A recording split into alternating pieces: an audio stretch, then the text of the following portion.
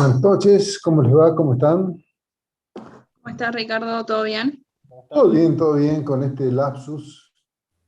Me quedé con que habíamos coordinado con Jorge que le iba a dar un par de prácticos y dejamos madera para las últimas clases, pero no hay problemas. Arrancamos con madera.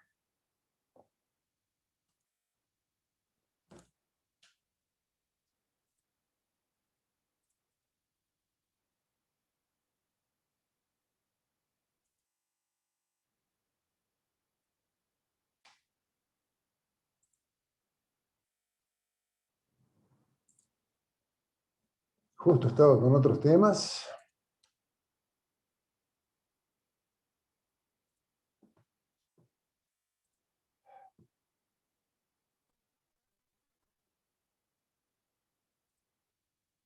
Bueno, estoy compartiendo pantalla. Sí. Bien. Listo, perfecto. Bueno, jóvenes, vamos a comenzar con la segunda parte de la materia, que son las estructuras de madera. Lo que vamos a analizar puntualmente son lo que en su comienzo, cuando empezamos a estudiar hace unos cuantos años atrás las estructuras de madera, a esto se le llamaba las nuevas tecnologías. Hoy ya, con el transcurso de los años, son tecnologías normales y comunes. Básicamente, ustedes van a encontrar dos tipologías de madera elaborada industrialmente: la madera laminada y la madera compensada estructural. La madera laminada consiste en obtener un elemento donde se han optimizado las propiedades, el uso de las propiedades que tiene la madera, y se han descartado sus defectos. La madera maciza, es decir, la madera que se obtiene directamente de la planta del árbol, por el hecho de provenir de un ser vivo, ¿sí?, no es un elemento como el acero, digamos, como un material artificial que tenga propiedades homogéneas. No, muy por el contrario, la madera es un elemento vivo, completamente heterogéneo. Por ejemplo, ustedes habrán visto en cualquier tronco, en cualquier pedazo de una planta, de un árbol, que está compuesto por fibras. Esas fibras son todas unidireccionales, es decir, que tenemos fibras en una dirección, en la dirección longitudinal de la madera, y en el sentido transversal, esas fibras están vinculadas con lo que podemos llamar una especie de pulpa, lo que le confiere a la madera comportamientos muy diferentes en el sentido de las fibras y en el sentido perpendicular a las fibras. Además de esa particularidad, también tenemos que la madera presenta, podríamos llamarles defectos que alteran su comportamiento, que desmejoran su comportamiento desde el punto de vista estructural. ¿Qué son esos defectos? Por ejemplo, son los nudos. Los nudos vendrían a ser como un pasador, un remache en una estructura de acero. El nudo, digamos, prácticamente no altera el comportamiento de la madera cuando las tensiones son de compresión, pero cuando las tensiones son de tracción, trabaja como si fuera un agujero.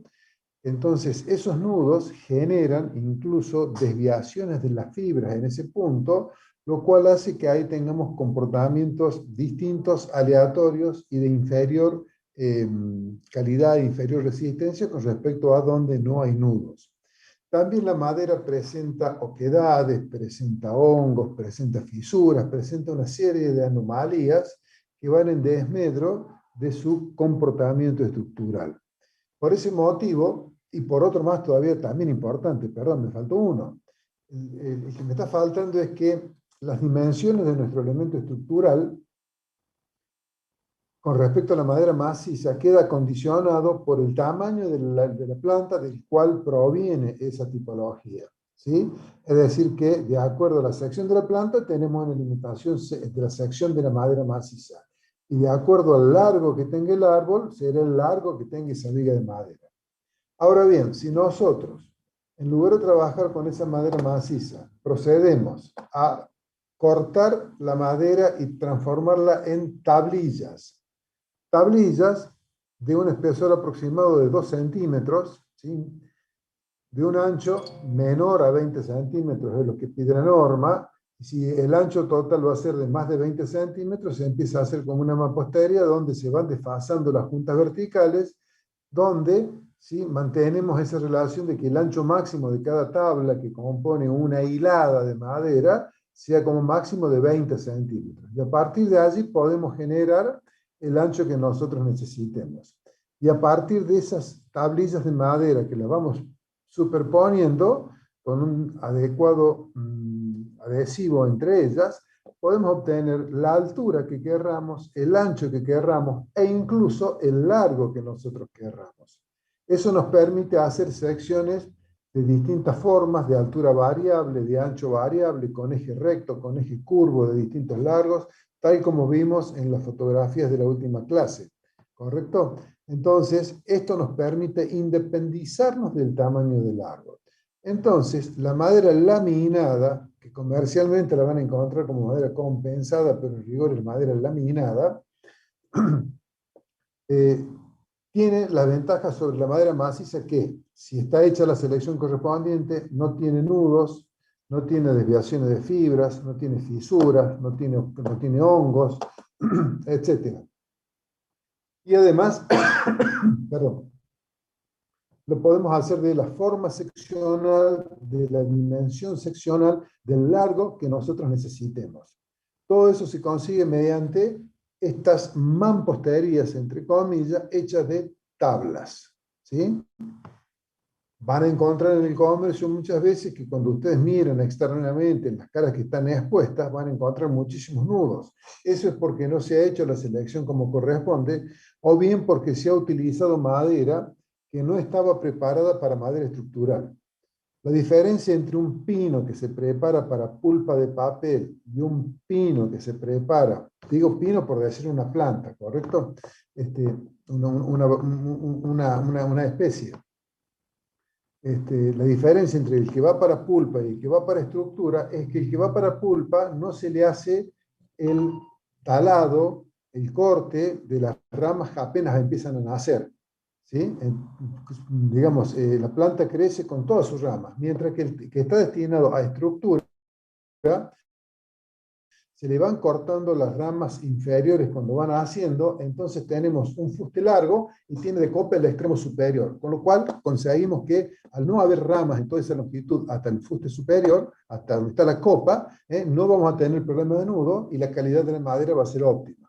Ese es el detalle del bosque destinado a madera estructural y del bosque destinado a madera para pulpa de papel. El tema es cómo se realizan estas uniones encoladas. Debido a la particularidad de la madera, que al trabajar muy bien para tomar cargas de compresión y tracción en el sentido de la fibra, es decir, en el sentido longitudinal, trabaja muy mal la compresión y tracción en los sentidos perpendiculares a las fibras, es que como esas fibras, cuando nosotros cortamos las maderas, ¿sí? Si yo hago esta visión acá de frente, todos estos son los anillos que conforman la sección del tronco. Entonces, esos anillos son las fibras. Cada sección de estas tablillas vendría a ser así como si fuese la huella digital de una persona. Es imposible que coincidan las huellas digitales de esta tablilla con la que se va a encolar justo frente a ella, en esta unión longitudinal. ¿Sí? En esa unión longitudinal, como no vamos a poder hacer que la tensión de compresión que viene por esta fibra coincida con la fibra del madero que sigue, sino que se van a penetrar una madera con otra por medio de la pulpa, es que en lugar de hacer esas uniones a tope, se transforman en uniones a pico de flauta o a peine. Estas uniones a peine o a pico de flauta, donde las pendientes mínimas o máximas, según cómo nos miremos, no deben ser del 10%, es decir, esta pendiente como máximo tiene que ser el 10%. ¿Por qué? Porque se va a transmitir la fuerza longitudinal, cuando lleguemos a este plano que está con esa pendiente del 10%, se va a descomponer en dos fuerzas. Una fuerza rasante que va a ser la más grande y una fuerza normal. Esa fuerza rasante que sí puede tomar por corte las fibras, ¿sí? Resulta que es la tensión, digamos, admisible al corte, es prácticamente el 10% de la tensión normal admisible. Entonces, si esa pendiente es del 10%, y si esta sección está dimensionada para que pueda transmitir el esfuerzo de tracción o de compresión, al llegar a esta junta, la componente de corte, ¿sí?, va a ser prácticamente, digamos, una suma directa al 90% y la componente normal va a ser del 10%. Esa componente de corte, cuando la desproyectemos, va a estar en el 10% de la tensión normal, que es lo que puede transmitir por corte la madera. O sea que nosotros estamos transfiriendo la tensión normal con esta pendiente del 10% como tensiones de corte contenidas aquí en este plano inclinado que está cortando a las fibras. Ese es el motivo por el cual se hace la junta a pico de flauta. Pero constructivamente, como esta unión encolada requiere de presión, y este es un plano deslizante, es mucho más simple hacer la unión encolada con esta junta peine, ya que se coloca la cola y cuando hacemos presión, en el sentido longitudinal, se traban, se calzan esas dos maderas y son indesplazables. ¿Correcto? Esta es la junta que se utiliza normalmente para hacer las uniones en el sentido transversal de las tablillas. En el sentido longitudinal simplemente están encoladas una tablilla sobre otra, y luego con una prensa, que es fundamental, tanto vertical como longitudinalmente, con las condiciones adecuadas de temperatura y de humedad, se consigue el encolado. De forma tal que si hacemos un ensayo, ¿sí?, de un elemento estructural, por ejemplo una viga, se va a romper la madera en cualquier lugar, pero donde no se va a romper nunca es en la unión encolada. Se va a romper en el borde, va a salir con trozos de madera, pero nunca va a fallar la unión, nunca se va a despegar la unión. Si la unión se despega es porque hay un problema en el proceso de fabricación. O bien no se colocó la cola porque estaban con algún problema las boquillas que realizan el encolado, o bien estaban sucias con el mismo polvo, las superficies de contacto, o bien no estaba la temperatura adecuada, o había humedad por encima de lo adecuado, o bien no se hizo la presión que correspondía. Entonces, teniendo aceitadas esas 4 o 5 variables, la unión encolada va a funcionar perfectamente. ¿Qué es lo que deberíamos hacer cada vez que nosotros vamos a trabajar con madera laminada? Como no conocemos el fabricante porque no tienen ningún sello ni ninguna garantía y no sabemos quién la fabrica, de acuerdo a la envergadura de la obra que estamos haciendo, es tan sencillo como tomar un elemento estructural, llevarlo al laboratorio y hacer un ensayo de carga, a rotura. Y se tiene que romper la madera en cualquier sección, pero nunca fallar la junta. Si falla la unión encolada, hay que descartar, esa industria está con algún problema en la fabricación y hay que buscar otra marca. ¿Está bien? Ustedes van a encontrar aquí un corte donde dice Profe, que... Sí, diga. una pregunta. ¿Cuál sería la temperatura adecuada para el colado? Y la Para el temperatura encolado. de... Y no tiene que estar por debajo de los 7, 8 grados y no tiene que estar por encima de los 28 o 30 grados. ¿Sí? Ok. Eso también depende del tipo de cola. Es todo un tema el encolado de la madera. Es todo un tema. Yo siempre lo cuento que alguna vez hicimos un trabajo muy interesante para una fábrica de madera de Misiones que exportaba este tipo de elementos a Japón y a Canadá. Japón, Canadá y Australia. A Canadá, ¿me escuchan lo que estoy diciendo? Bueno, eh, para lo cual hicimos una gran cantidad de ensayos de vigas. Los primeros ensayos fallaron, ¿por qué? Porque se despegaba la unión. Entonces, fue todo un proceso, una gran batería de ensayos hasta que se puso a punto todo el equipo, que son todas máquinas obviamente sistematizadas, que realizan este proceso de encolado, ¿sí? Con la cantidad adecuada de cola, con la presión, con la temperatura, con la humedad, etc. Después de una gran cantidad de ensayos que se llegó a completar ese encolado, observamos que había colas que tenían distintos comportamientos según los distintos tipos de coníferas. A partir de allí, de todos esos resultados, se ensayaron 5 tipos de maderas con 5 tipos de cola y se llegó al óptimo de un tipo de madera con un tipo de cola, y eso se exportó durante bastante tiempo a esos países que les mencionaba. O sea, a ese punto se puede llegar con el proceso productivo. ¿Correcto? Hoy esa empresa no existe. Con las políticas que tenemos en este país, que no vamos a entrar a conversar, pero lamentablemente tuvieron que dejar cerrar.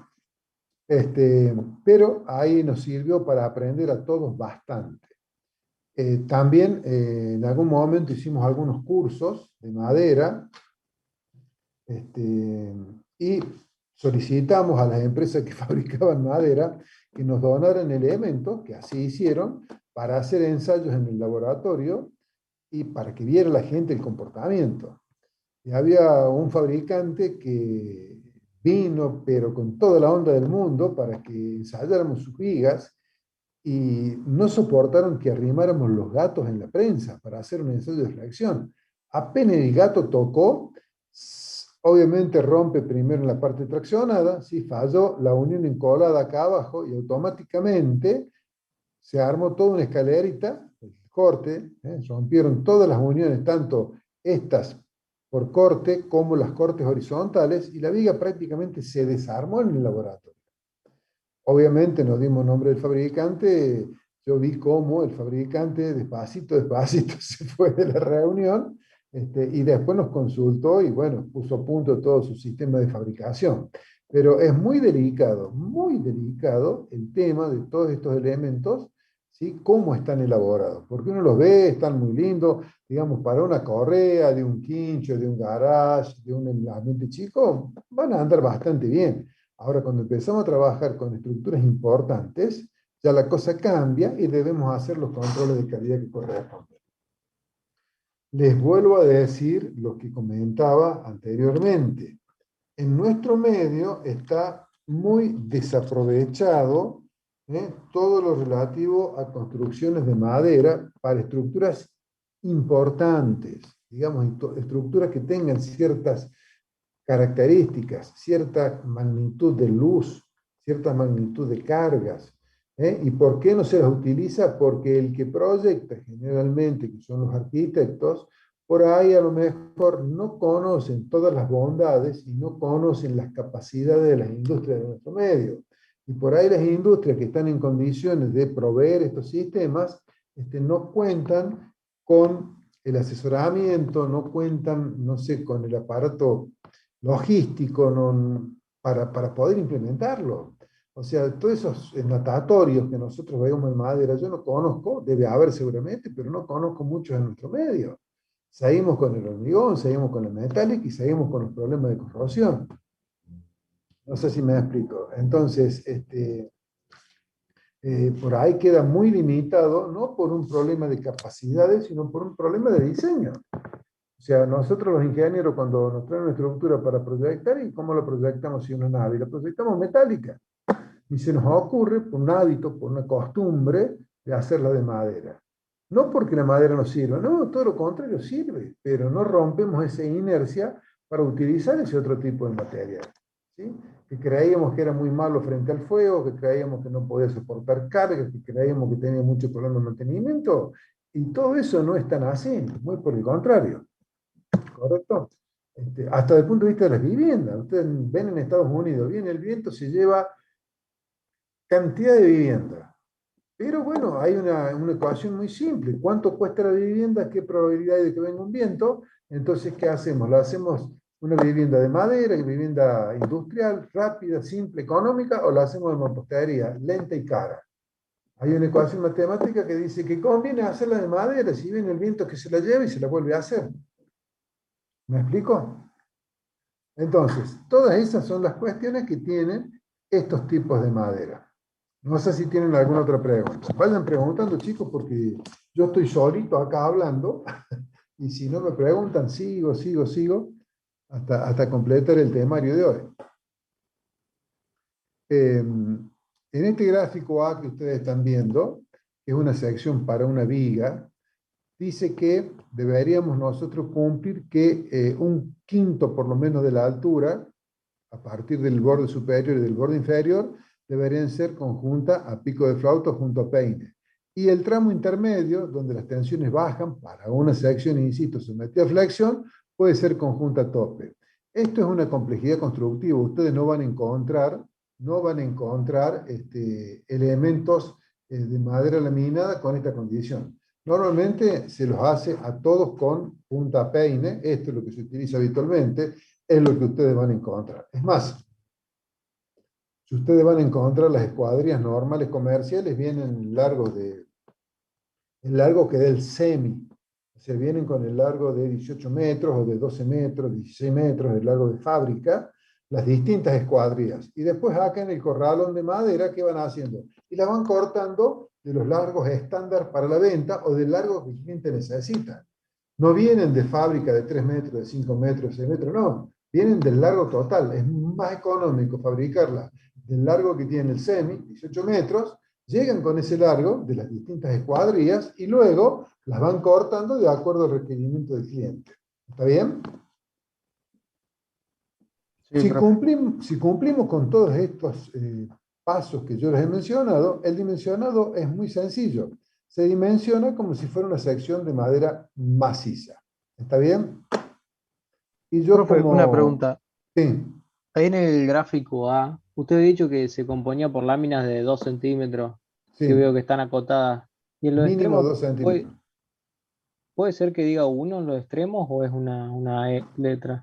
No, eso debe ser una pulgada. O sea, Ah, una pulgada y 2 pulgadas. Pero perfecto. este es un gráfico bastante viejo, o sea, está en italiano. Eh, el espesor mínimo que tiene que tener, mínimo que son 2 centímetros. ¿Está bien? Y el largo Sí, que ustedes correcto. quieran. El largo lo va a dar la cantidad de nudos que tengan. Y esto, como en una mampostería convencional de ladrillos, hay que, así como si ponemos más de una tablilla transversalmente, hay que desfasar las juntas. ¿Ven que acá hay un desfase entre las juntas para que no quede un plano debilitado? También en el sentido longitudinal hay que ir desfasando las juntas, ¿sí? Y el largo de estas tablillas, ¿qué largo le damos? Y le damos el largo que nos permita, cuando nosotros estamos eliminando los nudos, las fibras desviadas, etc. ¿Está bien? Esas son las cuestiones que tenemos que tener en cuenta en el proceso de fabricación de la madera. Todo eso si ustedes van a estar asesorando a una industria que está fabricando madera laminada. Si ustedes son calculistas, bueno, tendrán que ver que esa madera esté adecuadamente conformada y fabricada. Cumpliendo con todo esto, les decía, se dimensiona como una sección simple, ¿sí? No tiene nada que ver la madera, no tiene nada que sume ni que reste en la madera laminada con respecto a la maciza. Es más, la madera laminada, las tensiones límites son superiores a la de la madera maciza. ¿Por qué? Porque en teoría es de mejor calidad. ¿Por qué? Por lo que le estoy diciendo. Sacamos los nudos, sacamos las fibras desviadas, sacamos la parte que tiene hongos, sacamos la parte que tiene fisuras, entonces es una sección más homogénea la madera laminada que la madera maciza de la cual proviene. ¿Correcto? Y una recomendación, no sé si se los comenté, es que traten de obviar el uso de maderas duras. Las maderas duras son maderas nativas cuyo crecimiento lleva décadas, ¿sí? Para obtener un arbolito que sea más o menos apto para obtener madera desde el punto de vista estructural. Entonces, desde el punto de vista del cálculo, la norma nos dice que debemos tomar prácticamente las mismas tensiones resistentes para la madera maciza dura que para la madera blanda. ¿Por qué? Porque la madera maciza dura es muy frágil y eso hace que los coeficientes o los factores de resistencia, los coeficientes de seguridad sean muy altos para ese tipo de madera. Además, es una madera que cada vez resulta más escasa. Al ser una madera dura es más difícil de trabajar, más difícil de clavar, más difícil de perforar. Es una madera más pesada, más difícil de transportar, más difícil de montar, etc. Es decir, tiene todo lo negativo la madera dura con respecto a la madera blanda, que son las coníferas. Motivo por el cual yo les sugiero que no utilicen madera dura. Aparte son secciones que están limitadas y por lo general no están secas. Entonces ustedes van a tener muchos problemas si usan madera dura, porque en el tiempo esa madera dura se va a mover, van a cambiar sus dimensiones, es muy posible que se acorten, que se reviren, etcétera, etcétera, etcétera. ¿Sí? No lo comenté, uno de los principales problemas que presentan las maderas es que deben estar secas y además de secas, estabilizadas. Secas no es suficiente, estabilizadas porque tienen tensiones internas por más que lo sequemos. Y el proceso de secado y estabilizado es un proceso caro, porque o bien se hace con mucho tiempo o bien se hace en poco tiempo, pero con procesos industriales. Y eso hace que la madera resulte por ahí costosa si está seca y estabilizada. Si no está seca y estabilizada, no la tienen que utilizar, porque van a tener grandes deformaciones por algo que vendría a ser parecido a una fluencia lenta, donde la madera, si bien resiste, se va a empezar a deformar, deformar, deformar, porque está verde. No sé si me explico. Hay mucha gente que problemas en madera los soluciona, en madera que ya están secas, las soluciona humedeciéndolas, calentándolas y las lleva a una cierta posición, o bien las encurva para darle cierta forma para hacer muebles, etc. Bueno, es toda una técnica, toda una forma de trabajo de un material vivo. Pero recalco el no uso de la madera maciza. Es un crimen utilizar madera maciza. Yo siempre lo comento, y siempre pregunto, ¿cuál es el uso prioritario que se le da acá a la madera maciza, a la madera del monte, el algarrobo nuestro? ¿Cuál es el principal uso? A ver, díganme, los escucho. Muebles se ve mucho, profe.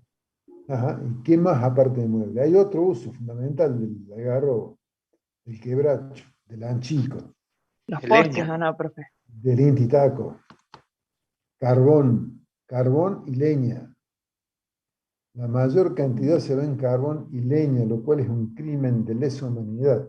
No podemos transformar en carbón, o en el mejor de los casos, un mueble, un árbol que tiene 100 años, 150 años, 300 años. Es una locura. No tiene sentido. No tiene sentido. Hace muchos años, cuando yo estaba con el tema de la madera enloquecido, que dábamos estos cursos, ya en aquella época, hace unos 15, 20 años atrás, Estados Unidos se llevó 3 millones de plantas de algarrobo, porque el algarrobo es el bombero del bosque, así se le dice.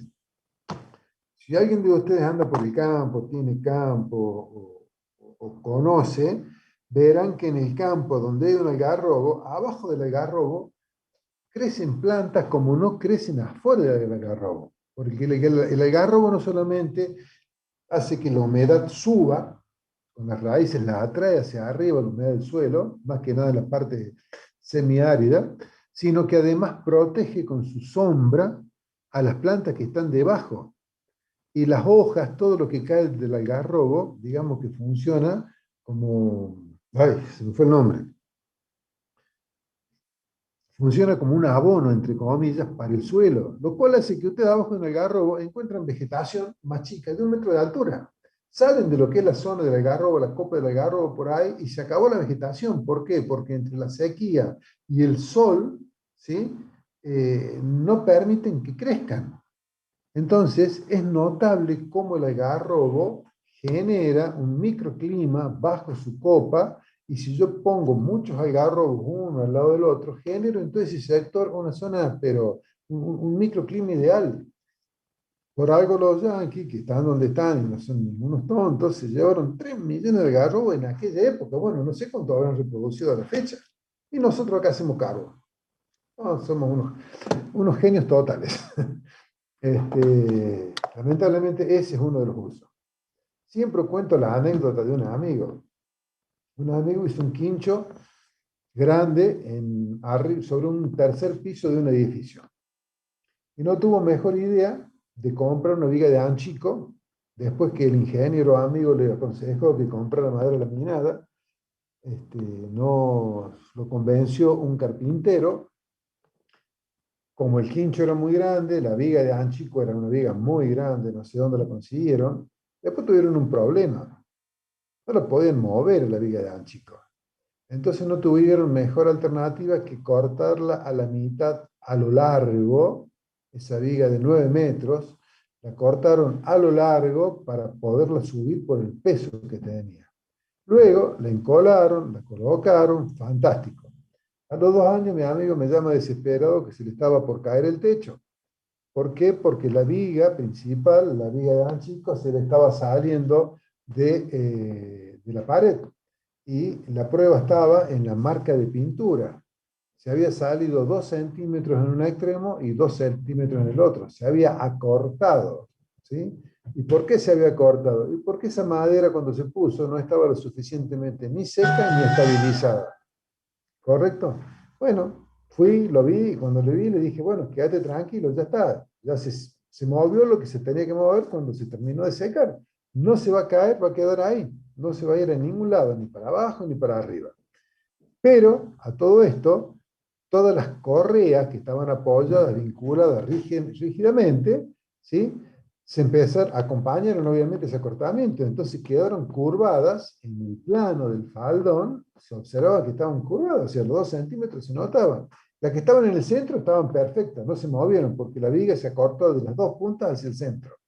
En definitiva, quedó deformado el techo, no como se lo puso, con una viga que resultó mucho más compleja, mucho más cara, que si hubieran utilizado una viga de madera laminada. ¿Está bien?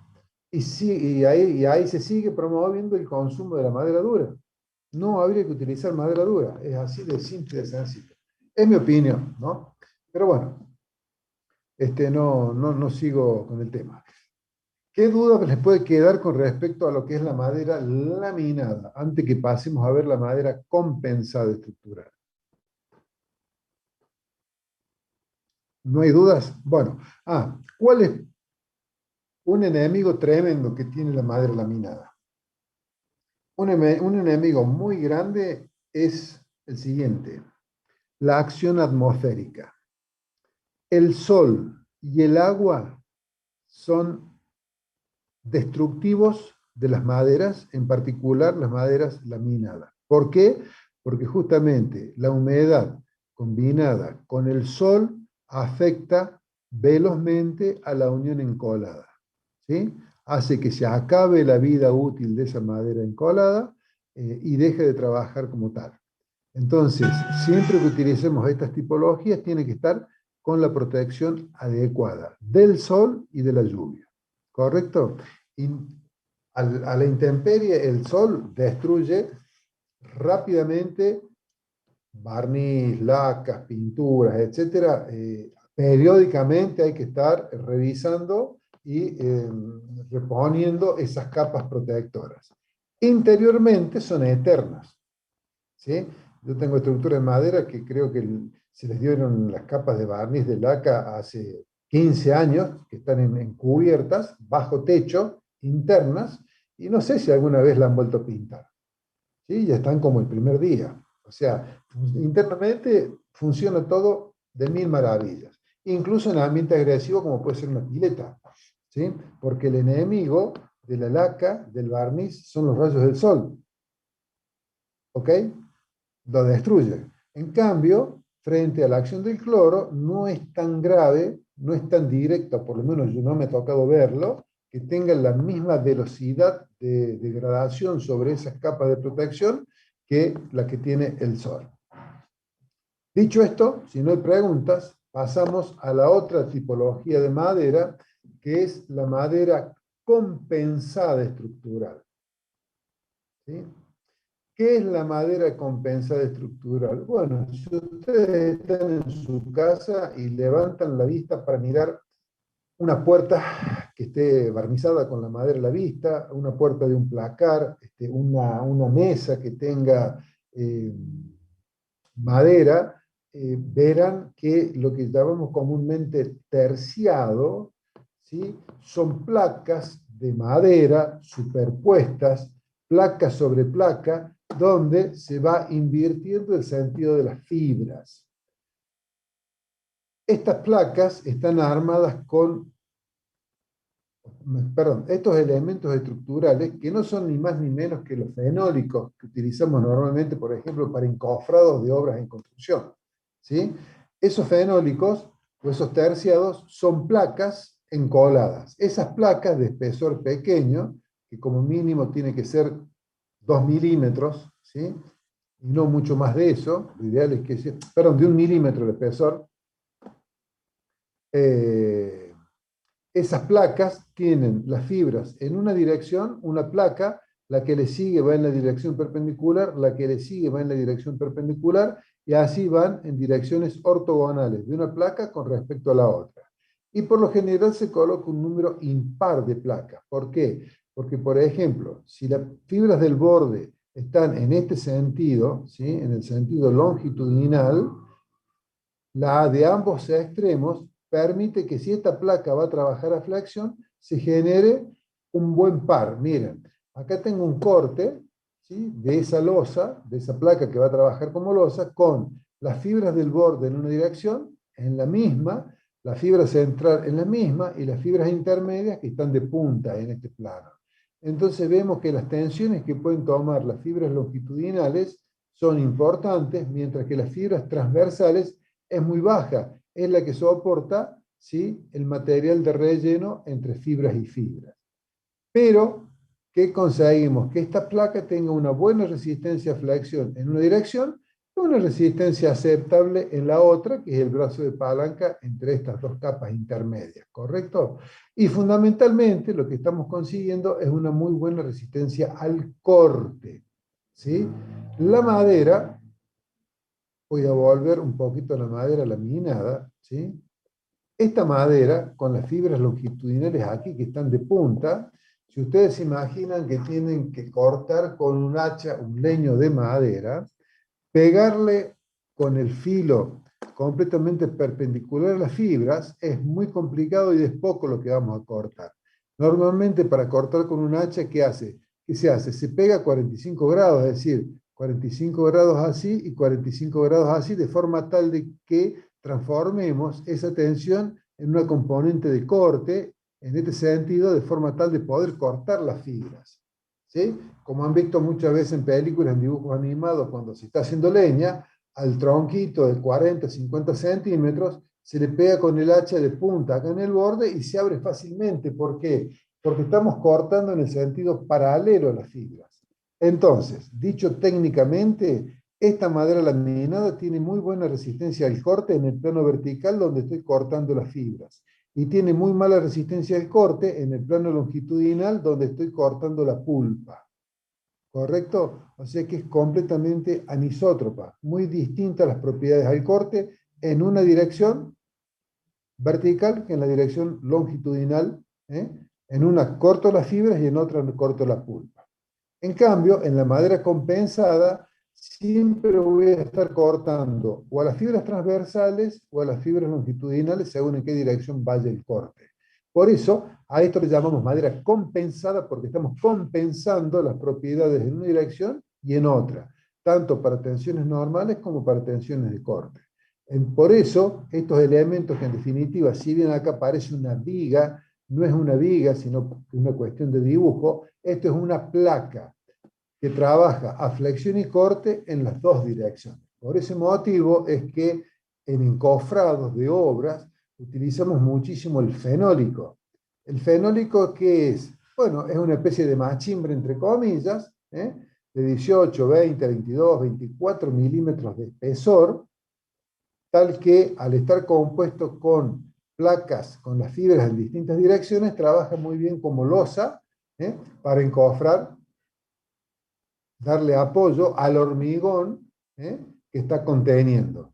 Esa losa va a trabajar tanto si la pongo en el plano horizontal como en el lateral de una viga, etc. Y como madera, trabajando estructuralmente, también va a trabajar bien. ¿Cómo? Y bueno, si yo tengo correas de un entrepiso y coloco un fenólico, va a trabajar mucho mejor que si pongo tablas con fibras en una sola dirección. porque el fenólico trabaja en las dos direcciones y tiene mejor resistencia al corte en las dos direcciones. Y va a trabajar también muy bien como alma de una viga. ¿Por qué? Porque va a poder tomar mucho más corte que la madera maciza. ¿Está bien? Bueno, esas son las ventajas y el sentido que tiene la madera compensada estructural a diferencia de la madera laminada. ¿Correcto? Las secciones que podemos armar pueden ser secciones con madera laminada, pueden ser secciones macizas rectangulares con, digamos, el entablonado puesto de esta manera, horizontal, puesto vertical. Podemos armar una sección cajón, no sé si lo están viendo, donde acá el alma es hueca, con las tablillas puestas horizontalmente, una sección cajón con las tablillas puestas verticalmente. Podemos armar secciones doble T, ya sea con tablillas horizontales o con tablillas verticales. Es decir, todas estas secciones se comportan como secciones macizas y los encolados están bien resueltos, están bien realizados en fábrica. Si además aprovechamos las ventajas de la madera compensada, ¿qué hacemos? Alejamos la madera laminada, o madera maciza también puede ser, pero en realidad sería que fuera laminada, damos mucho brazo de palanca y podemos conformar secciones doble T, ¿sí? Con cordones de madera maciza o laminada, alma de madera compensada, podemos generar secciones cajón, fíjense acá una sección cajón con las alas compuestas por maderos por dentro y por fuera. Acá tenemos una sección cajón doble, ¿sí? Con triple alma. En definitiva, son muchísimas las posibilidades, donde todas estas uniones pueden ser realizadas con cola o bien pueden ser realizadas con clavos o con pasadores, con pernos. Pero conceptualmente, estas son las formas que podemos utilizar normalmente. Todas estas formas que hemos visto, ¿para qué las voy a usar? Y las voy a usar de acuerdo a su diseño, en este caso fundamentalmente para vigas. También podemos hacer columnas. Lo que pasa es que con esto, si yo hago una columna, voy a tener, así como armamos las columnas, ¿se acuerdan? Del grupo 4 y grupo 5, una muy buena capacidad al pandeo con respecto al eje fuerte y poca con respecto al eje débil, ya que el pandeo, ni más ni menos, es un problema flexional. Entonces acá tenemos secciones que son muy aptas para soportar flexiones con respecto a los ejes horizontales y poco aptas para las flexiones alrededor de los ejes débiles, ¿sí? Es un parangón con el pandeo. Para columnas, bueno, tenemos las secciones armadas con piezas macizas, ¿sí? Encoladas, piezas macizas, pueden ser secciones de madera laminada, etc. Mira lo que estamos armando acá. Secciones doble T, sección cajón, sección doble T, sección armada con piezas distanciadas mediante tacos interpuestos, sección distanciada, ¿sí? Puede ser madera maciza o laminada, vinculadas con presillas. Acá tenemos una sección compuesta en presilladas con 3 cordones. Acá tenemos columnas armadas del grupo 4 con 2 ejes ideales, ¿sí? Y acá tenemos columnas armadas del grupo 4 con 2 cordones. Acá tenemos 4 cordones, doble eje libre. Acá tenemos 2 cordones, un eje libre y un eje material. Acá tenemos 3 cordones, un eje material, ¿sí? Y un eje libre. Bueno, algunas de las distintas posibilidades. Esto es algo que ya habíamos visto en las fotografías, es un arco triarticulado, donde es un arco que tiene inercia variable, es decir, sección variable, tiene una directriz que, con una parte recta y una parte curva hacia el apoyo. Todo esto está resuelto con madera laminada estructural, que vimos fotografías. Acá tienen un detalle de la estructura, ¿sí? Del entablillado, cómo va. En la parte próxima al apoyo incluso hay una zona donde se separan, tenemos las correas, tenemos los elementos de vinculación entre las correas y el pórtico. Acá tenemos una planta y acá tenemos una vista de la articulación del tímpano, donde tenemos 2 elementos metálicos donde apoya uno con otro y para que no se separen se coloca este tensor. Todo esto se puede armar internamente para que estéticamente no se vea y quede solamente la madera a la vista. ¿Sí? Solución ve algo similar a esto que estamos viendo acá. Esto no es ese pórtico, pero en sí mismo, cada componente, este componente del pórtico, es este componente curvo que está acá, muy similar. Además que esto es más que un pórtico de 3 articulaciones, es una viga simple que está apoyada en un extremo y apoyada en el otro. Con, por supuesto, fíjense en ustedes las dimensiones, ¿no? Las luces, la altura. Esta altura debe estar, orden de magnitud, a altura del arco. Miren la altura de la viga. 1,50 m por lo menos de alto tenemos acá. ¿Sí? Estas tipologías las volvemos a ver, o sea, pórticos armados con madera laminada, donde es un pórtico de 3 articulaciones a nudo rígido.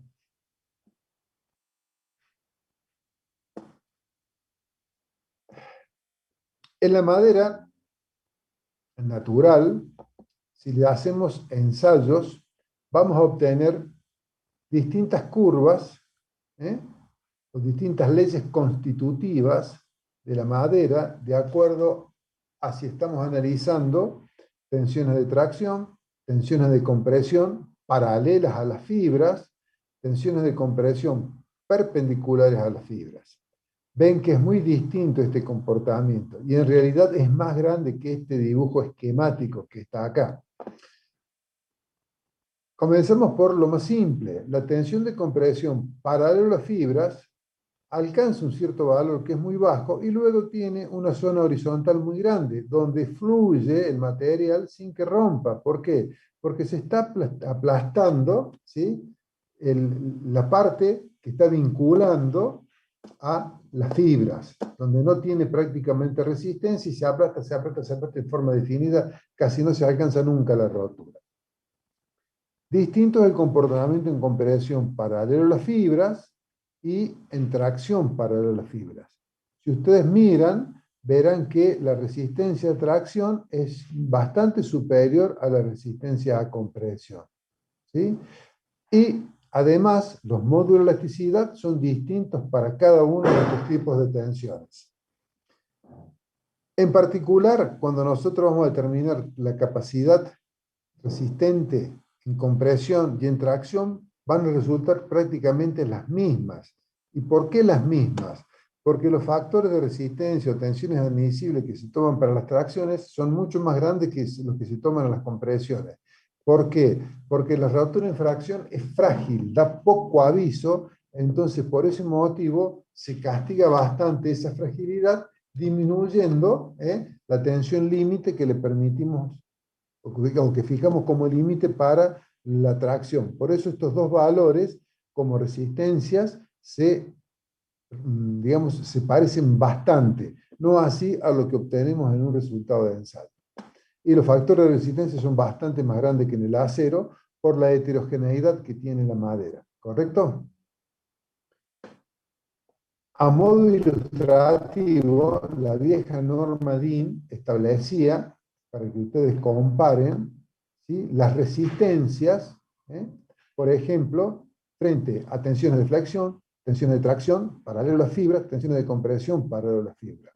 Y clasificaba a las maderas blandas, ya sean las macizas o las laminadas, en distintos grupos de acuerdo a la cantidad de nudos por metro, de acuerdo a las desviaciones de fibra, etc.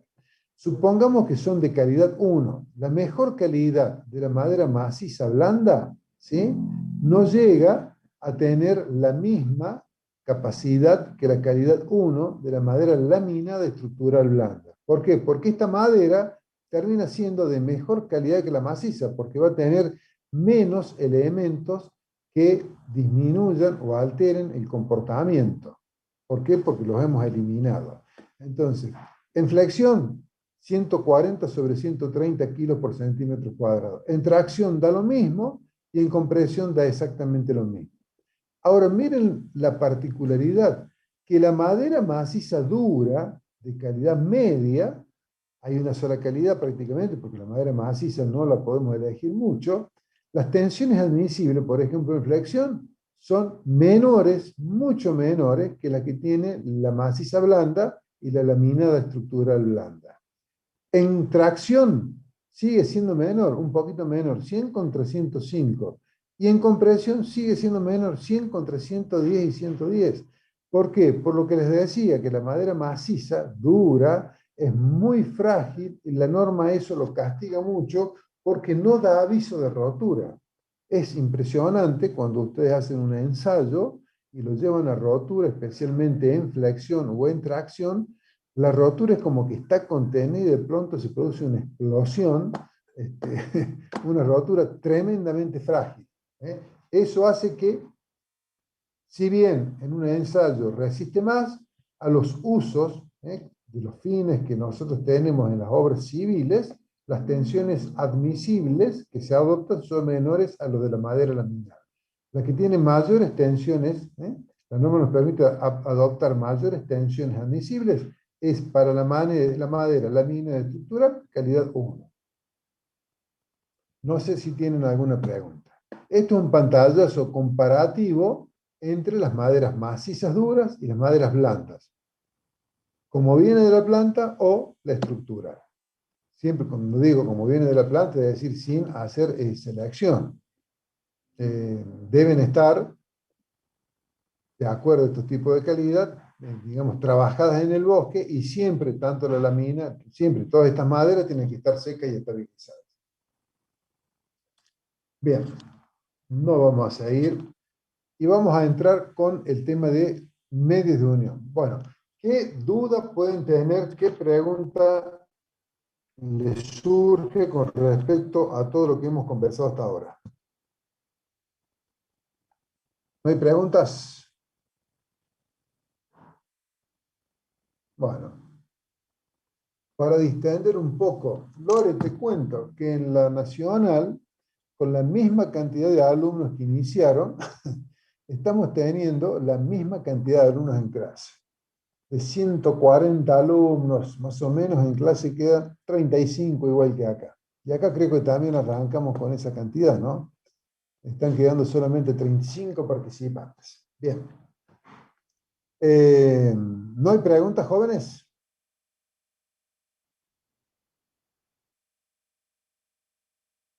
De mi parte no, profe. Ah, bien, ya estaba por preguntar si estoy solo. Bien, bien, gracias por participar, joven.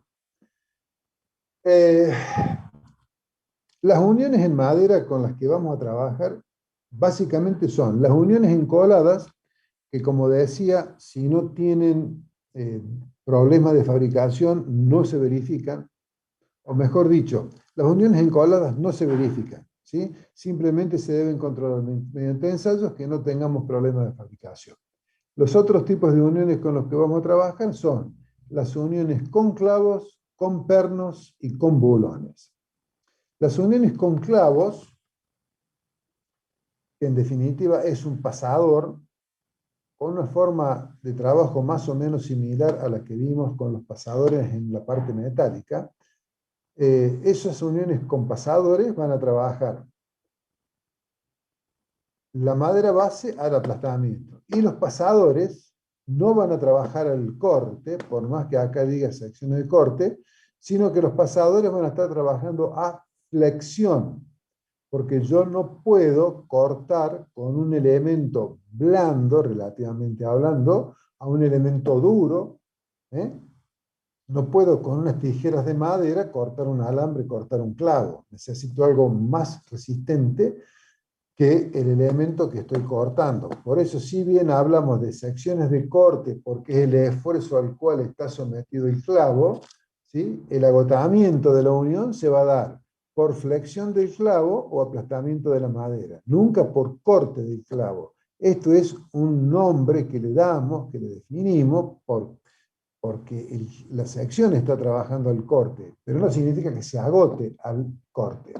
Y al igual que en las estructuras metálicas tenemos clavos trabajando a una sección de corte, a dos secciones de corte, a tres secciones de corte, etc. Las particularidades del clavo son las siguientes.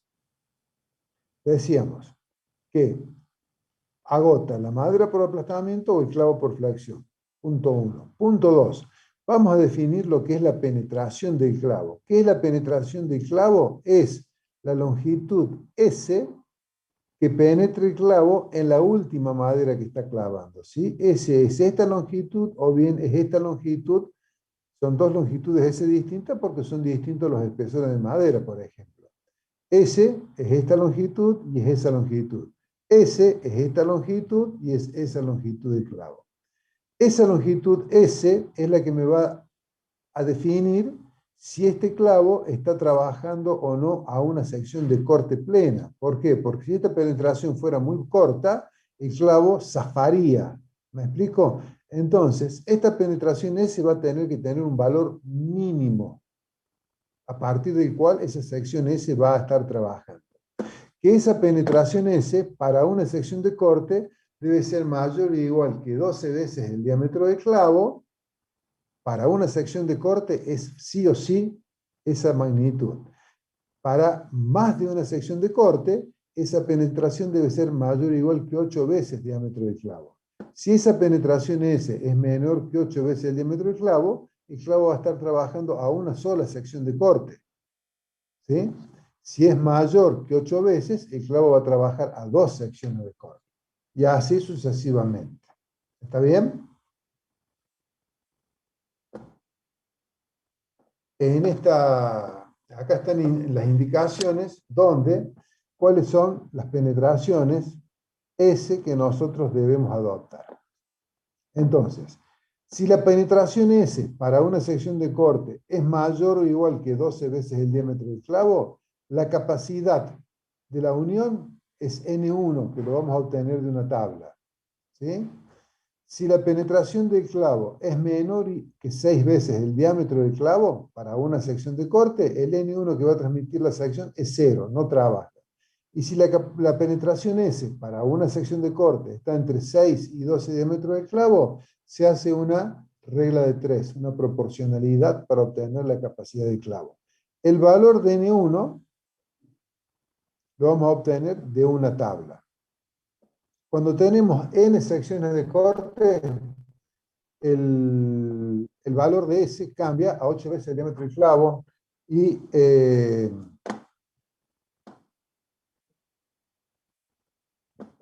perdón, me están distrayendo acá. Cuando hay N secciones de corte, la penetración S para que trabaje a full debe ser 8 veces el diámetro del clavo y la capacidad va a ser el número de secciones de corte por N1. Si la penetración S es menor que 4 veces el diámetro del clavo, vamos a descontar esa sección y serán las secciones restantes las que están trabajando. Así sucesivamente. Y en la norma, lo que nos decía era que la capacidad portante para una sección del clavo, es decir, el valor de N1, lo obteníamos de esta tabla. ¿Sí? Esta tabla nos daba la capacidad N1 que dependía si a su vez teníamos taladro previo o no había taladro previo. ¿Por qué? Porque muchas veces, en función del diámetro del clavo, por ejemplo, si es un clavo de 6 milímetros, 8 milímetros, no lo vamos a poder colocar con un martillo si antes no hemos hecho un taladro previo. Entonces tenemos que hablar de uniones clavadas con taladro previo y sin taladro previo. Esto también tiene sus pros y sus contras.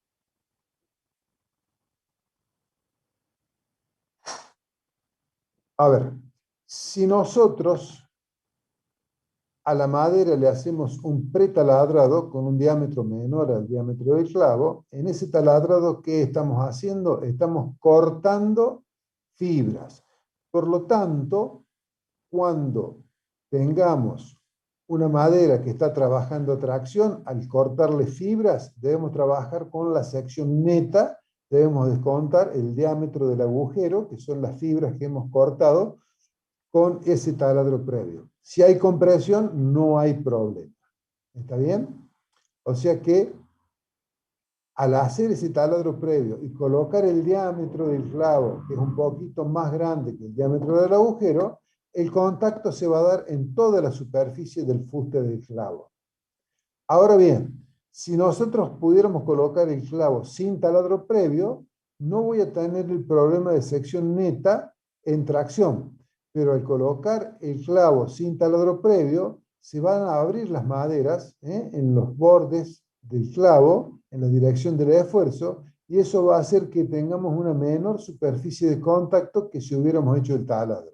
Por ese motivo está reflejado acá en la tabla que el N1 sin taladro previo, 43 por ejemplo, a 54 con taladro previo, nos dice que es mejor para la unión, para el clavo, hacer el taladro porque nos da una mayor capacidad de trabajo.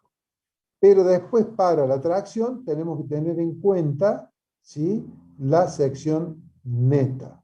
Fíjense en que para madera dura va siempre con taladro previo, es decir, no podríamos clavar en un anchico, en un petirirí, en alguna madera dura, un clavo, siempre va con taladro previo, pero nunca deberíamos trabajar con maderas duras. ¿Está claro? Bueno, entonces, ¿cuál es el concepto? Rápidamente. El taladro previo nos permite aumentar la capacidad del clavo, pero nos disminuye la capacidad portante de la madera en tracción. Si no hay taladro previo, el clavo tiene menos capacidad portante, pero no tenemos que trabajar en sección neta en tracción. Esos serían los conceptos. Bueno, si está claro el tema de las uniones clavadas, vamos a ver las uniones con pernos y bulones.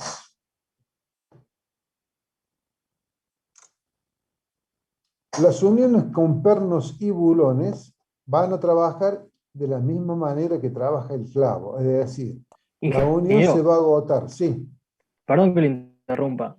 sí, por favor. Respecto a lo que usted mencionaba anteriormente, de realizar un previo taladrado perforado, Sí. ¿no influye también en lo que se dice generalmente de evitar fisuras o gravedad de fisuras? No, porque, digamos, hay una relación que la norma se nos da entre el diámetro del clavo, ¿sí?, y el diámetro del taladro, del agujero. No es que vamos a poner un diámetro de 8 milímetros con un agujero de 3, no, será 1 milímetro, 2 milímetros más chico, no mucho más de eso. De forma tal que al colocar el clavo, esas tensiones de tracción que se van a generar porque el clavo está entrando en un agujero más chico, lo va a absorber la pulpa que está entre las fibras sin llegar a superar la resistencia a tracción en ese sentido perpendicular a la fibra. Eso está todo perfectamente normalizado.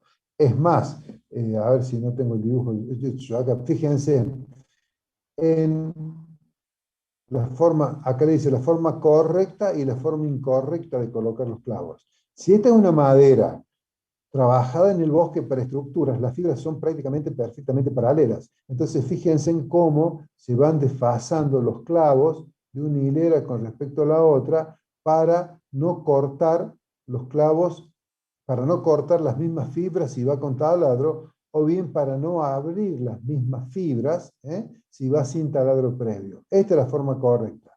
La forma alineada en las dos direcciones, esto es una forma incorrecta de realizar la unión clavada. ¿Me explico? Acá tienen la forma correcta, desfasando los clavos un poquito. La forma incorrecta es colocarlos perfectamente en la misma línea. ¿Sí?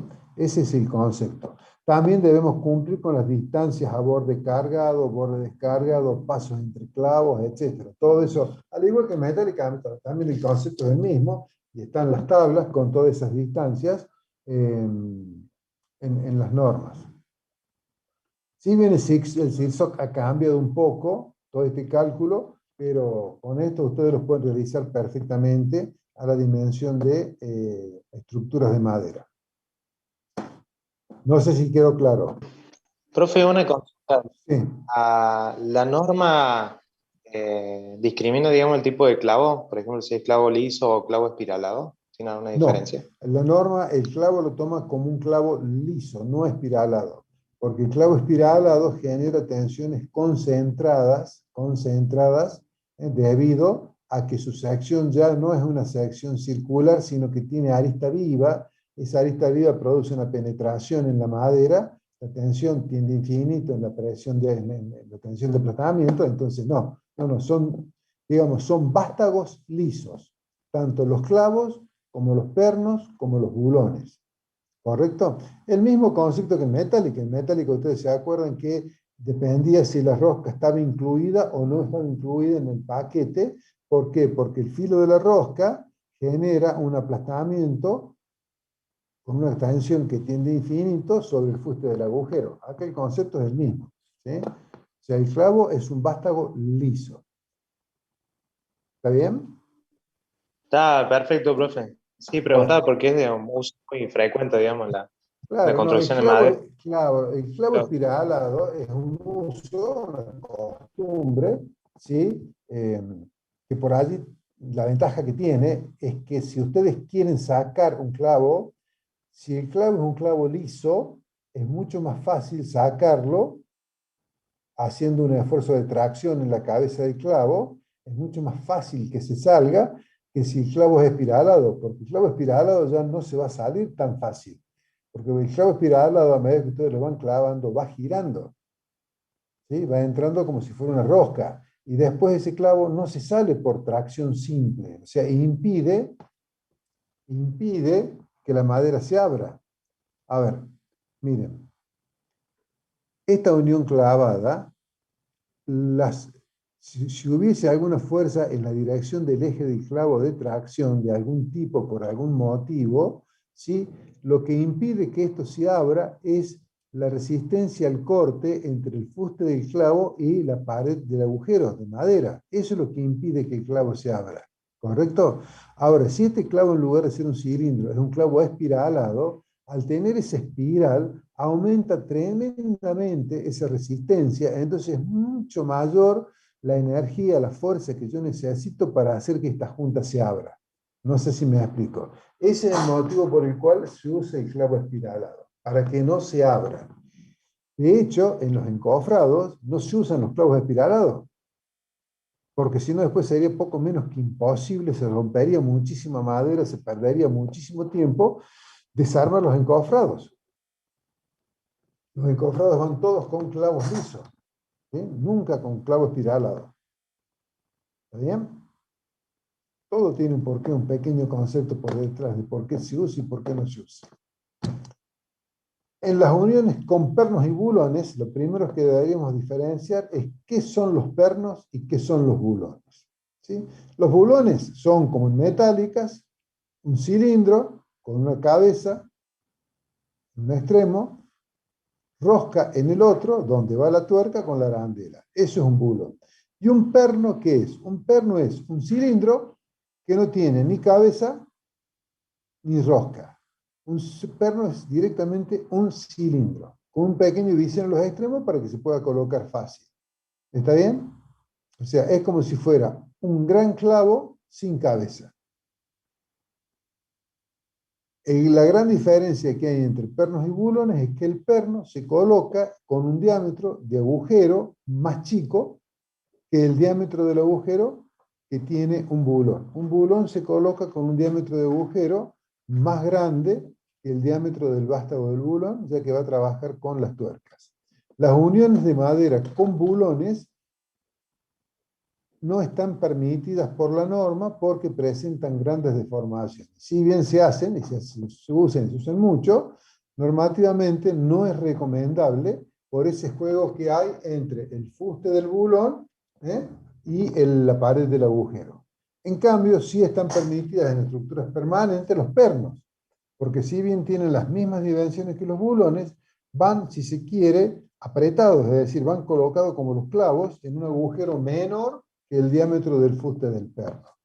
¿Su forma de trabajo cuál es? Y bueno, es aplastamiento de la madera y flexión del vástago, nunca el corte. ¿Correcto? La colocación es lo mismo. Lo ideal es colocarlo en formas desfasadas y no en formas alineadas, por los mismos conceptos que analizamos para los clavos. Para dimensionar los pernos y bulones se utiliza esta tabla, donde aparece, tanto para los bulones como los pernos, un par de factores. La tensión sigma 1 misible, la tensión de aplastamiento de la madera. Y el factor A es el que tiene en cuenta este coeficiente A, que es el que evalúa o determina la capacidad a flexión del perno o del bulón. Si ustedes se fijan, el valor A es mucho más grande para los pernos que para los bulones. ¿Por qué? Porque acá en el bulón está haciendo contacto con las paredes del agujero, mientras que en el perno está haciendo contacto con las paredes del agujero, mientras que el bulón, que quedó holgado, tiene capacidad para deformarse dentro de la pared del agujero. Bueno, hay una tablita que les permite a ustedes dimensionar esas uniones con pernos y bulones. No vamos a ir más de allá en el teórico, ¿está bien? No vamos a ir más de eso en el desarrollo teórico. Bueno, jóvenes, no sé si tienen preguntas. Con esta clase vamos a llegar a este punto y vamos a dejar la clase restante para ver cómo trabajan a las secciones compuestas, a flexión y a compresión en madera. ¿Tienen preguntas, jóvenes? Profe, sí, Sí. yo tengo, no me quedó claro lo de en las uniones clavadas, cuando hace Sí. el agujero, cuando trabajan con el agujero previo o sin el taladrado, Sí. digamos. Correcto. Claro, vos imagínate, si vos colocas un clavo en una madera que no tiene taladro previo, y a todos nos habrá pasado alguna vez de querer clavar una madera muy fina, y cuando clavamos, esa madera se abre y se desgarra. ¿Por qué? Porque esa madera no admite, dada la relación entre el diámetro del clavo y el espesor de la madera, que sea clavada, tan sencillo como eso. Si no les ha pasado, nos hagamos la idea que al colocar el clavo en un lugar que no tiene un agujero, en la medida que el clavo va entrando, va desalojando material de la madera en el sentido perpendicular al eje del clavo. ¿Sí? El clavo va ocupando un bulón que va desalojando a la madera. Eso hace que aparezcan tensiones de tracción en la dirección perpendicular a las fibras de la madera y perpendicular al fuste del clavo. Y hace que la madera en ese entorno del clavo se abra y quede un contacto no completo del clavo con el fuste del agujero. Ahora bien, si nosotros hacemos un agujero previo, va a ocurrir una situación parecida, pero no tan extrema como la que comentaba. Si colocamos un clavo con un agujero previo, hecho de un par de décimas de milímetro, menores que el diámetro del clavo, el clavo va a entrar ajustado, pero no va a generar la expansión que generaba el clavo sin el taladro previo. Eso hace que toda la superficie del clavo queda en contacto con el fuste del agujero. Mientras que si coloco con taladro previo, no va a quedar en contacto todo el fuste del clavo con la pared del agujero. Eso hace que haya dos comportamientos distintos. Si el clavo está en contacto con todo el fuste en la pared del agujero, se va a comportar mejor a que si el clavo tiene partes que no están en contacto con la pared del agujero.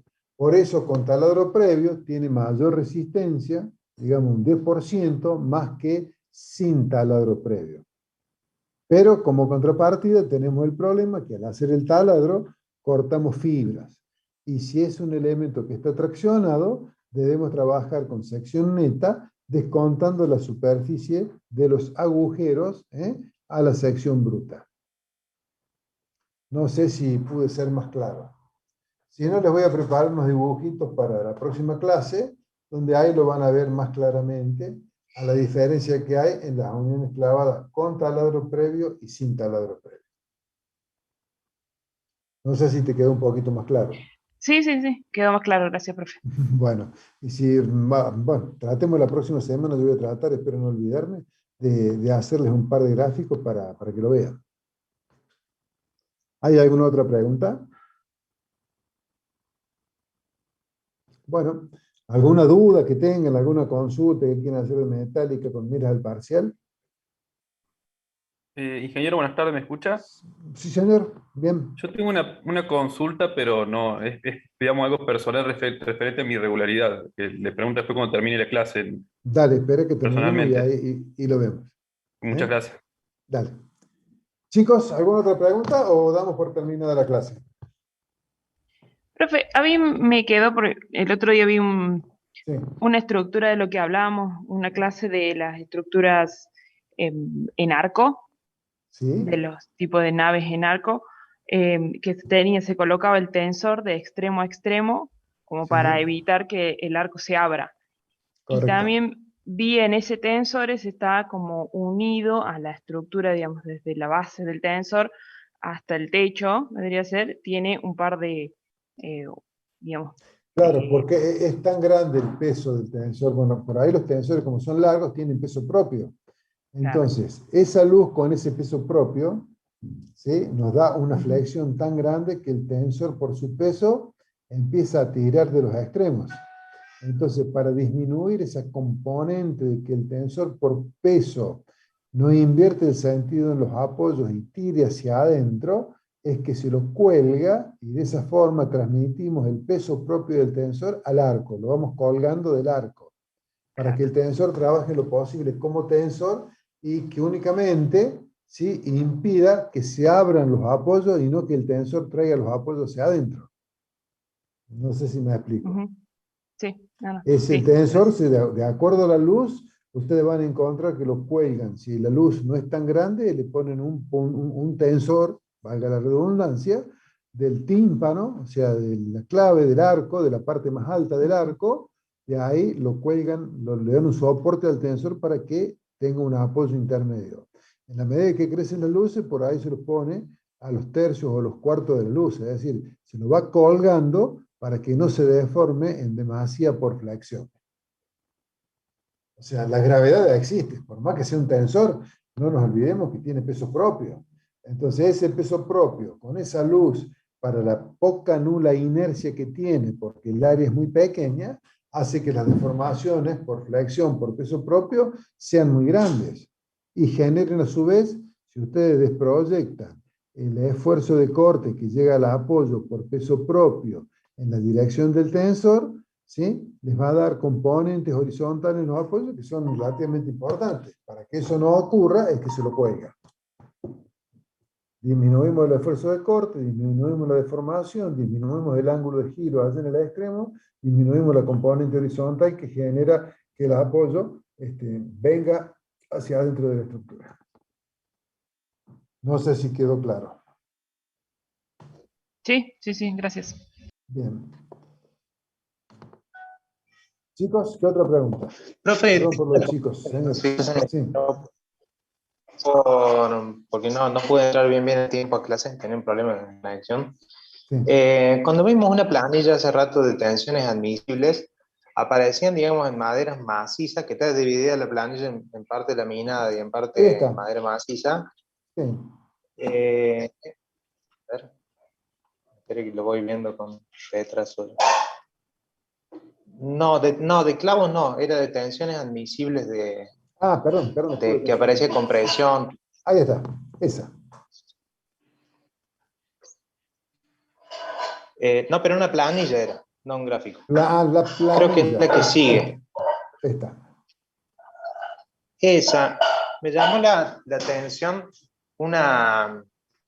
que la tracción longitudinal Sí. de madera maciza blanda en categoría 3, digamos, calidad 3, tomaba 0 directamente. Claro, toma O sea, 0. como ¿Por que qué? hay ciertas Porque maderas que... la calidad 3 es tan mala, tiene tantos nudos, tiene tantas desviaciones de fibra, tiene tantos problemas, la hace tan,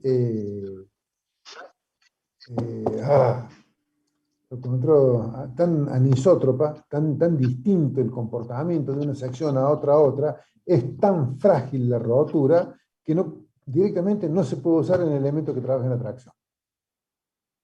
¿Me explico? Claro, O sea, sí, lo que yo frente al no riesgo de un digamos, capaz que estaba colapso, en la primera parte de la clase, las diferentes frente calidades de a, maderas. claro, por eso yo les decía, No sabía reconocer por qué maderas. les decía que si ustedes miran la gráfica, la resistencia a tracción es más grande que la resistencia a compresión. Pero la tracción en la madera es una rotura frágil y la norma la castiga muchísimo. A tal punto que siempre, miren ustedes, la resistencia a tracción, ¿sí?, es igual a la de compresión o es menor que la de compresión. Igual a la de compresión o menor que la de compresión. ¿Por qué si es más grande en un ensayo? Justamente porque es tan peligrosa esa rotura fracción, por lo frágil, ¿sí? Que hace que los factores de resistencia o los coeficientes de seguridad que se toman son mucho más grandes que los que se toman en compresión. Entonces, cuando nosotros dividimos la tensión característica de rotura que se adopta en tracción por su coeficiente de seguridad y lo comparamos con la tensión de compresión que puede soportar la madera por su coeficiente de seguridad, el resultado es el que tienen acá, que en tracción, ¿sí?, da lo mismo o menos que compresión.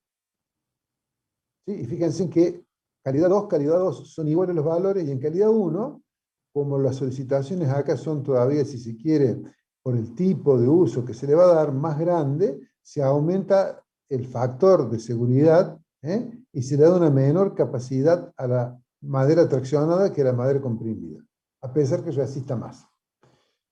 Es un concepto muy importante el tema del tipo de rotura.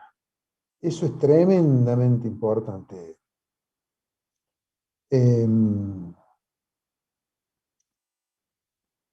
un criterio básico, elemental, que las estructuras deben romper de manera dúctil. ¿Qué significa? Que antes de que tengan el colapso o la rotura física, de caerse, de romperse con lo que ello significa, avisen, den tiempo, primero para que no haya víctimas humanas, para que las personas puedan salir del entorno de esa estructura. Segundo, si es factible que se puedan salvar los bienes que están en la zona de influencia de esa estructura. Y tercero, si es factible que se pueda reciclar. Ese un poco sería el orden en la importancia que tienen las estructuras que avisan que están con problemas. Una estructura que no da aviso previo es una estructura frágil y tremendamente peligrosa, porque son las que producen víctimas humanas, ¿sí?, daños a los bienes y la imposibilidad de recuperarla, porque si se rompió, se rompió. Entonces, es tremendamente importante no diseñar estructuras frágiles y, en lo posible, no utilizar aceros frágiles. Entonces, la norma que dice, a ver, por si no entendió el problema de la fragilidad en tracción, si la madera tiene una calidad tan baja como la calidad 3, no se puede utilizar ese elemento de tracción. No es que no resista, resiste, pero el riesgo de rotura frágil es tan alto que la norma dice no se debe usar. ¿Está claro? ¿Cómo no se deben usar aceros frágiles para soldar? O sea, los aceros frágiles no se deben ser soldados. ¿Por qué? Porque la rotura que van a tener es frágil. No es una rotura de resistencia. No van a romper porque se supere la resistencia del material. No, van a romper por un problema de fragilidad. A lo mejor sin llegar, o seguramente sin llegar a la tensión de rotura, van a romper porque son frágiles. Por un par de movimientos bruscos se rompe. ¿Sí? Que ya lo habíamos comentado en la unión soldada. Entonces, bueno, sigue siendo válido ese concepto de comportamiento dúctil, de comportamiento frágil. Incluso en estructuras de hormigón, tenemos que siempre tratar de que el diseño sea tal que la rotura que se produzca sea una rotura dúctil, una rotura con aviso. Ustedes eso lo han estudiado en el hormigón armado, ¿sí? El dimensionado de estructuras dúctiles. Apartarnos de la zona frágil. Es decir, debemos tratar que la rotura se dé por el lado del acero, el acero entre en fluencia, lo cual va a redundar en que aparezcan fisuras, y las fisuras nos van a estar avisando de que pasa algo. Si la sección de hormigón va a romper por compresión del hormigón, podemos estar ante una rotura frágil. El hormigón resiste compresión hasta que estalla. Cuando estalló se acabó la sección y se puede producir el colapso. No sé si me explico. Esa es la diferencia entre una rotura frágil y una rotura dúctil en estructuras de hormigón. Si están bien diseñadas, no tiene que romper el hormigón, tiene que romper el acero. Y el acero antes de romper, ¿qué va a hacer? Va a entrar en influencia. Y si entra en influencia, ¿qué va a hacer? Se va a estirar. Y si se estira, ¿qué pasa? Aparecen fisuras. Y si hay fisuras, ¿qué son? Y las fisuras son el aviso de que hay problemas. En la madera no aparecen las fisuras en tracción, directamente se rompió. No hay aviso previo. ¿Sí? Soporta hasta que rompe frágilmente. Por ese motivo es que se castiga tanto, ya sea minorizando las tensiones que puede tomar a tracción, como minimizando estas tensiones como anulando el comportamiento para esta calidad de ácido. No sé si está claro. Pero ese es un concepto que ustedes lo tienen que tener siempre presente. Nunca diseñen estructuras que sean frágiles. Sí, ¿qué me decían? No, sí que entiendo, digo, que Bien. para ese tipo de madera, en esa calidad, digamos, hay un nivel de incertidumbre grande, digamos. Por Sí, eso sí, se toma cero. el comportamiento que va a tener. Alguna vez hicimos un ensayo de una viga de sección cajón, se los voy a mostrar. Una viga tal como esta, ni más ni menos que esta viga. ¿Sí? Esta viga de sección cajón de madera, eran dos madera de fenólico, ¿sí? Con un cordón superior y un cordón inferior de madera laminada. Esta viga tenía unos 60 centímetros de altura por unos 25 o 30 centímetros de ancho. La unión estaba hecha con clavos y esta viga se utilizó en el encofrado de una viga de gran altura que hay en Tribunales 2, no sé si han ido, si la han visto. Bueno, una viga de gran altura, no me acuerdo si tiene 7, 8 metros de alto esa viga, y bueno, era una cantidad de hormigón tremenda, hormigón fresco, ¿sí? Que tenía que soportar. Para estar seguros, la empresa constructora hizo una viga igual que la que iba a poner, que estaba diseñada para colocar en ese encofrado, y si bien los números daban, el cálculo daba, y bueno, por la falta de uso, por la falta de práctica, se resolvió, incluso como el costo no era tan alto, y el riesgo era mucho que se corría, que fuera a colapsar esta viga, se resolvió ensayar la rotura. Bueno, lo que soportó esa viga fue infernal. Ahora, cuando rompió, no hubo nadie que no diera una exclamación y un paso hacia atrás por el estampido que hizo cuando rompió. O sea, la rotura, obviamente, un elemento flexado, fue frágil. ¿Y qué rompió? Obviamente, rompió el cordón traccionado. Si bien tensionalmente era mayor la resistencia a rotura del cordón traccionado que del cordón comprimido, porque la tensión de rotura de una muestra, una probeta de esta madera daba tensiones de rotura y tracción bastante más grandes que las tensiones de rotura en compresión, como había un nudito metido por allá adentro, ¿sí? La rotura se produjo en tracción y obviamente al estar el nudo se produjo de manera frágil.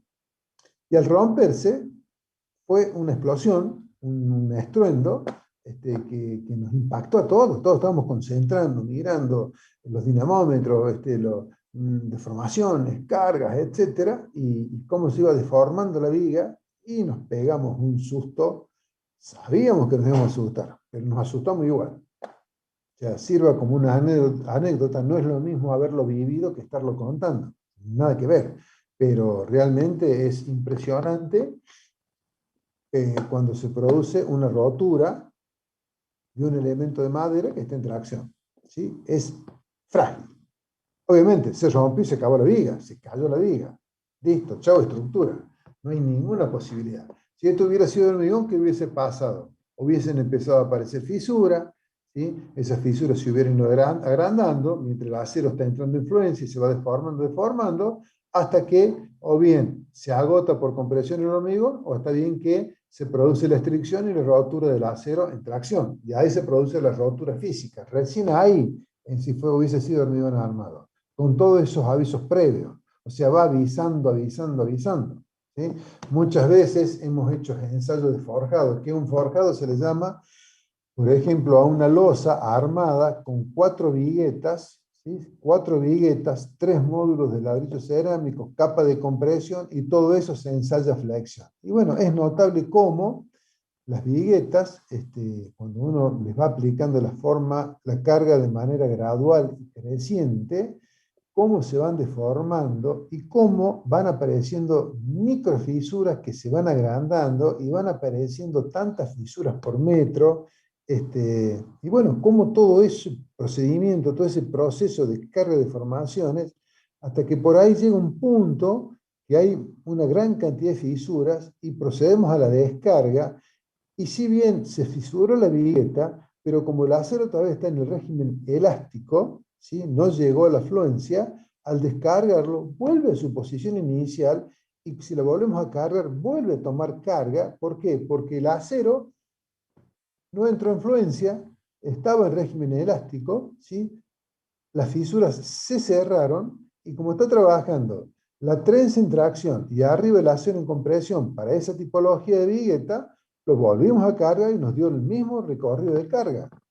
¿Así hasta dónde? Hasta hacíamos escalones de carga-descarga, ¿sí? Midiendo siempre deformaciones, hasta donde notamos que llegamos a una zona donde ya al recuperarse no se recuperaba todo y cuando volvíamos a cargar no cargaba de la misma forma, entonces empezaban a aparecer las anomalías propias de la fluencia que empezaba a tener el acero, que ya no recuperaba la deformación inicial hasta llevar a rotura. Pero bueno, ahí es donde uno ve realmente la diferencia entre lo que es la carga teórica de servicio, la deformación de servicio, no debe haber fisuras, la carga teórica con la cual, la carga real con la cual aparecen las fisuras, ¿sí? La carga de rotura física. Entonces tenemos ahí una serie de situaciones que nosotros decimos, sí, la rotura de la sección. ¿De qué rotura estamos hablando? ¿De la que definimos como solicitación límite, capacidad límite? ¿Eh? ¿O la que produce la rotura física? ¿O la que llega hasta una cierta deformación? Entonces son todas cuestiones semánticas para definir distintos estados que puede ir teniendo una sección de acuerdo a su comportamiento frente a las solicitaciones. ¿Sí? Los distintos estados límites. Estado de límite elástico, estado de límite de fluencia o plástico, en el hormigón, bueno, la fluencia en el acero, y por último, lo último, la rotura física. Entonces, es importante que tengamos claro todos esos conceptos, después conversemos cuáles son los estados límites elásticos, cuáles son los estados límites plásticos, cuáles son los estados límites últimos, etcétera. Pero bueno, hay mucho para conversar conceptualmente de todo esto. Después vamos a hacer los números para evaluar cada uno de esos estados. Pero no puedo hacer números de algo si no entiendo qué es. No sé si me explico. ¿Eh? Por ahí, al no ver las caras, doy muchas vueltas para tratar de explicar cosas que a lo mejor son muy Sí, simples. profe. Bueno, Entiendo. chicos, si tienen dudas, Muy pregunten. Si conceptual. no, damos por terminado y vamos a conversar con el alumno que me habló hace un rato por el tema, no recuerdo de qué era. Profe, había Sí. una consulta, creo, de material como para estudiar el tema de maderas, bibliografía. No hay mucho, lamentablemente no hay mucho, es lo que yo les doy aquí en clase, no les voy a pedir más que esto. El material está en la norma CIRSOC, que es bastante escueta, y lo único para estudiar esto está, yo vería, no sé si Díaz lo subió ya, un apunte de maderas, que es la segunda parte de estructuras metálicas del ingeniero Julio Fushimi, de donde están tomadas todos estos dibujos, todas estas transparencias, todas estas tablas, que me resultan bastante adecuadas y gustosas para mí para realizar los estudios.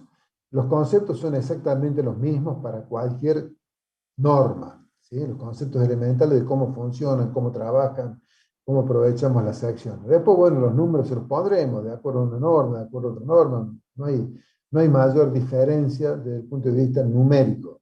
El tema es tener la comprensión de la forma de trabajo de las distintas tipologías de madera y el uso de cada una. Entonces, ya vamos a ver cómo se lo subimos para que ustedes lo tengan disponible a la apunte del ingeniero Fushimi, para que lo vean. Pero básicamente lo que le vamos a preguntar, de esto no van a hacer ejercicios prácticos, no le vamos a hacer evaluaciones prácticas, simplemente lo que yo les doy ahora es lo que les puedo preguntar después en el coloquio si les toca algún tema de madera. Y los temas de madera que les pueden tocar son los que yo doy en clase, ningún otro. ¿Está bien? Bien, gracias.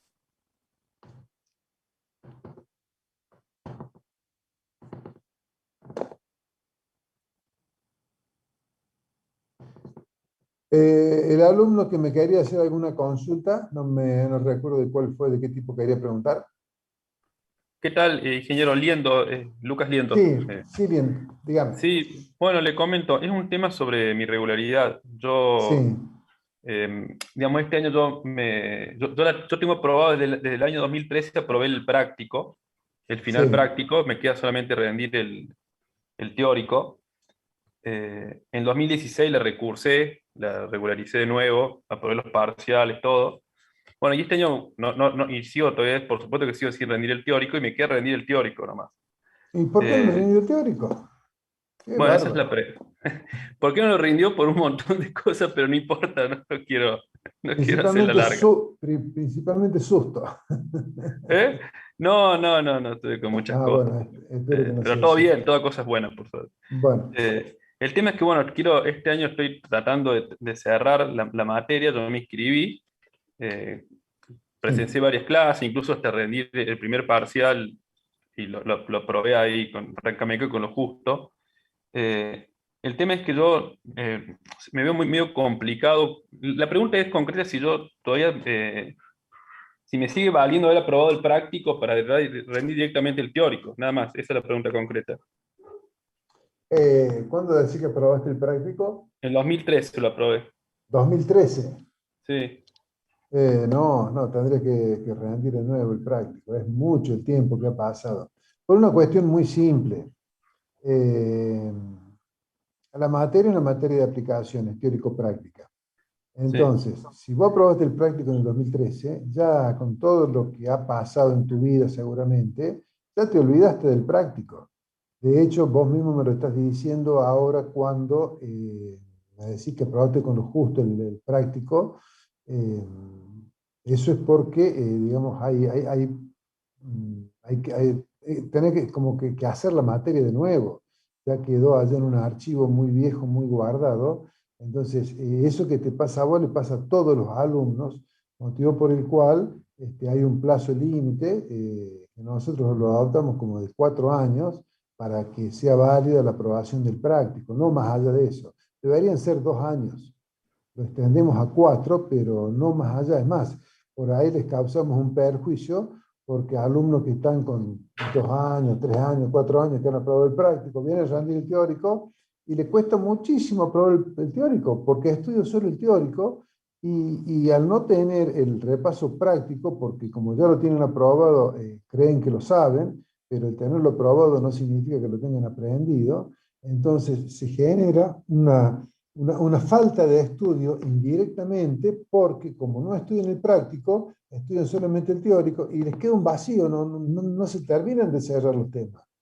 O sea, esta materia, como toda la aplicación, como hormigón, etcétera, necesita que se estudie el teórico de la mano con el práctico, porque el práctico complementa el teórico y el teórico nos da las herramientas para, digamos, resolver el práctico. O sea, ¿cómo separamos lo que es teoría de lo que es práctica en esta materia? Es muy difícil.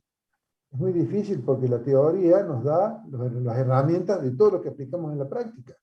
Y para aplicar la práctica necesitamos tener todos los conocimientos teóricos. Entonces, estudiando el teórico y realizando los prácticos, se termina de comprender y de acotar, de cerrar todo el tema.